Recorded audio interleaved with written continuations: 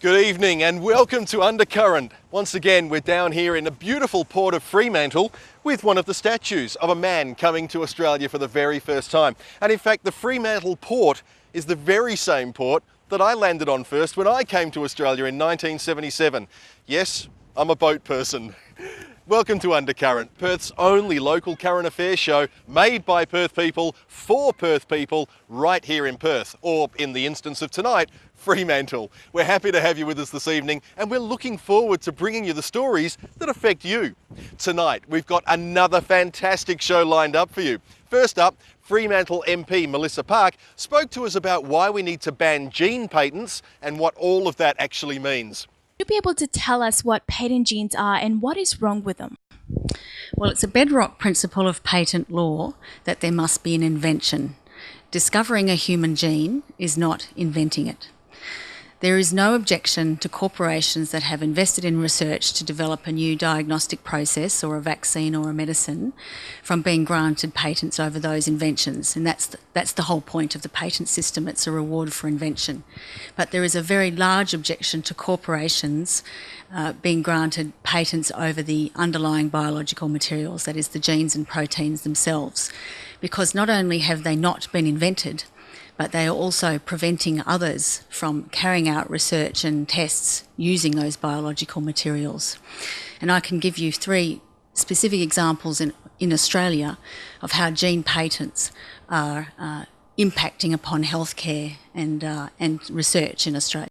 In 2008, a Melbourne company, Genetic Technologies, through its lawyers, ordered all Australian hospital laboratories and cancer centres to stop testing for breast cancer, claiming that they had the sole legal right to do so under an exclusive licence they held from an American genetics company called Myriad.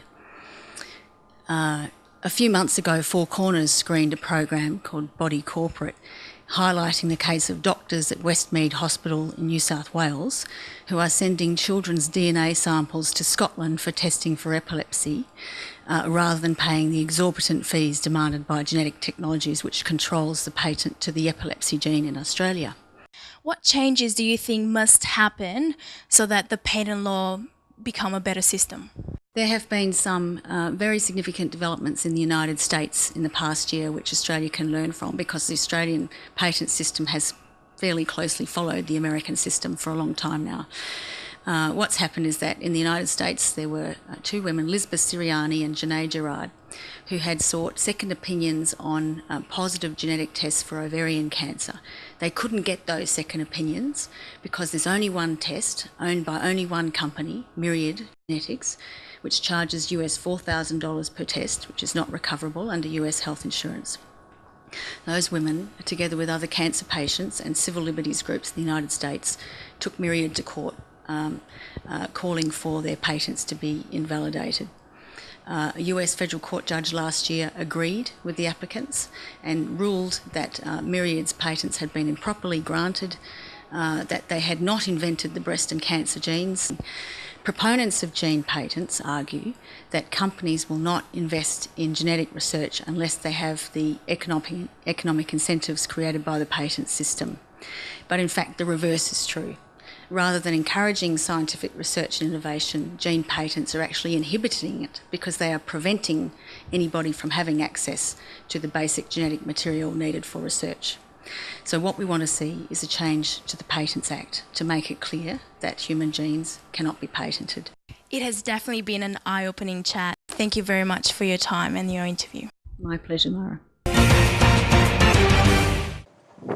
You may recognise the name Cicerello's as being one of the best places in Perth, or in this instance Fremantle, to come and get your fish and chips. Very tasty fish and chips, but like anything, too much of any type of food isn't necessarily very good for you.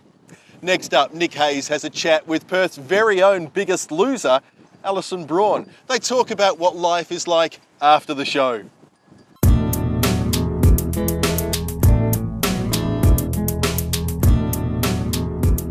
Alison, thanks for joining us. Many would say that you're not the biggest loser, you were probably the biggest winner. I suppose I got more than I could have ever dreamed of when I went into this. I never expected that. So to me, even though I was runner-up, and that was only by 700 grams, mind you. Could you have won it? I probably could have won it. I had to make a conscious decision, to be completely honest. I was a mum and a wife, and there was that decision on how far am I going to push my body, because I suppose what a lot of the viewers don't notice and know is we push our bodies to the absolute extreme. So what was the actual weight loss? I think I lost about 45% or 46% of my body weight. That's got to have you've got to have an incredible mind and willpower to go away and do that. Did you know you had it in you?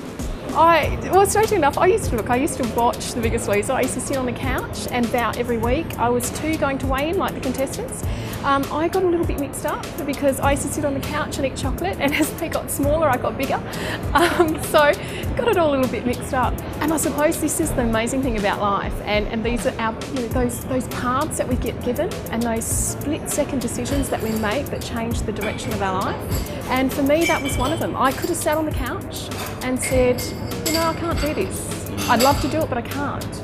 Or I could make a decision and go and fill out the application form. What was the toughest thing about Loser? At the end of the day, was it the weight loss? The hardest thing was being away from my family. I was away for 4 months, and in that 4 months, I had 3 phone calls home. And I think a lot of people don't even realise the filming schedule as well. In that time, I had missed, it was from November through to March, so I missed all of my children's birthdays and Christmas. And as a mum, extremely guilty actually being away for those things, doing something for myself. There's got to be some funny stories behind the scenes. I suppose for me one of the funniest moments was when I became a finalist and Final 3 was announced, and once we'd finished filming we actually had to fly home. Well, with me being a Perth girl, I had to wait in a hotel overnight. So they dropped me off at a hotel. I walked into the foyer, and as I walked in, they had a big TV screen, and on the screen was The Biggest Loser starting. As I walked up to the counter, the girl said to me, "Excuse me for a moment, my favourite show's coming on TV. I've just got to get my husband to record it for me because Alison is ringing her family tonight and she always makes me cry." I was like, okay, and I just stood there. I thought, what on earth do you do here? And all I could do was stand there, and then she hustled around and she called her husband, argued for a little bit on the phone, and then she came back and she goes, "Sorry about that." And then she looked at me and she just started screaming. And it took probably about 40 minutes for her to actually check me in. So I suppose at that point in time I realised that part of my world was going to change. The speaking circuit is quite lucrative. You're doing a lot around Perth here? Yes. Look, I've been really blessed with the speaking circuit. I've travelled all over Australia speaking, in fact also overseas. So I've had, and again that's something that I just fell into. And like I say to people, it's something that I actually never thought that I could do. There's no way. If someone said to me 2 years ago what I'd be doing now, I'd say, what hope in hell? There's no way I can do that. Yeah. But it's amazing what you can do. It's amazing what you discover about yourself. What do you love about WA? Why is WA important to Alison Braun? Well, I'm a Perth girl. Passionate about Perth. Look at our weather. Look at our beaches. And look at the amazing people we have here. I don't think anyone realises how sensational this place is. We've got it all here. Alison, thanks for joining us. Thank you for having me. Cav Cuddy now speaks to Michael Sinclair Jones from the MEAA about whether or not WA should introduce shield laws for journalists like those working here at the Fremantle Herald. It's been said that the price of freedom is eternal vigilance, and that's what journalists do. Journalists watch what's going on. If they don't take an interest in what's going on, they'll soon find that their liberties that they take for granted will be taken away. As a journalist, I'm gravely concerned about the passage of a dangerous law that threatens the basic democratic rights of all West Australians. So what are media shield laws?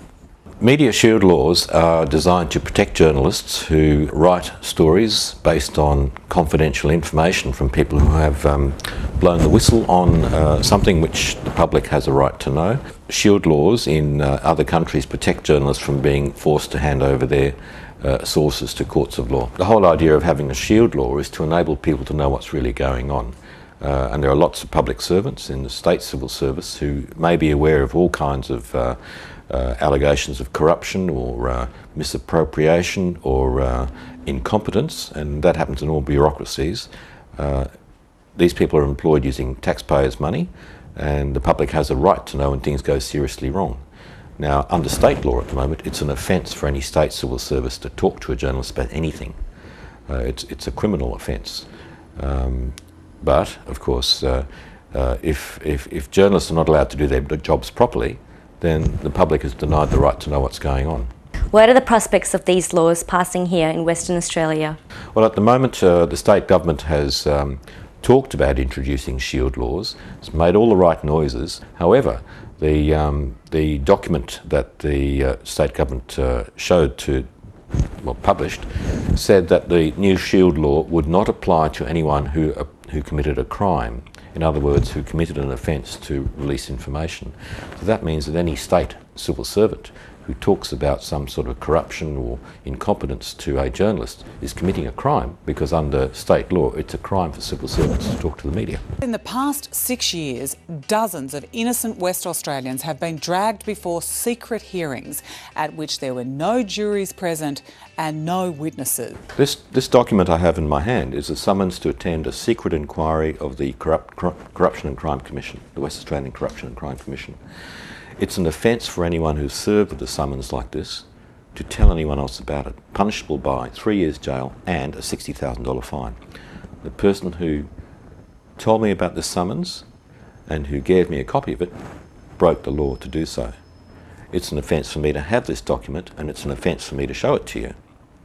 Now, I'm challenging the government to say, look, repeal the law or come and get me because I'm breaking the law, because this law is absolutely foolish and stupid. It has to be changed. When is it justified for a publication to use a source on an important story, and when isn't it?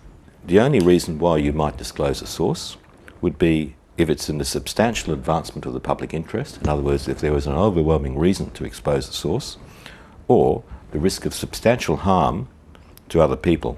In all the situations that I've been aware of in the last 4 or 5 years where the government has demanded that sources be revealed, that has not applied. That has not applied. The Sunday Times raid a couple of years ago, when all those police searched the Sunday Times, it was nothing to do with anything that could have been covered by that clause in the code. It was simply a witch hunt to try and find out who had released the document to the media. What is the Alliance doing about the issue at the moment? We've made repeated attempts to encourage the state government to shift its backward view about the value of press freedom, but the current government doesn't seem to be interested. And I might say that the previous government also pretended to be interested in shield laws but did nothing. I would implore the Premier, Colin Barnett, to reconsider his stance on shield laws, because it's absolutely vital in our state that people have a right to know what's going on. This is a fundamental principle of democratic freedom.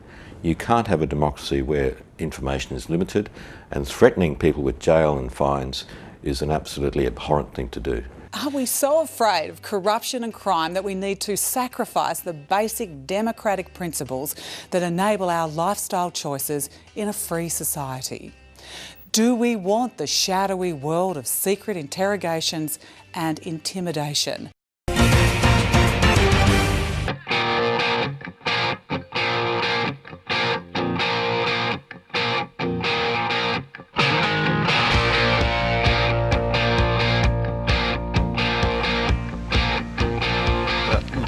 Thanks, Bon.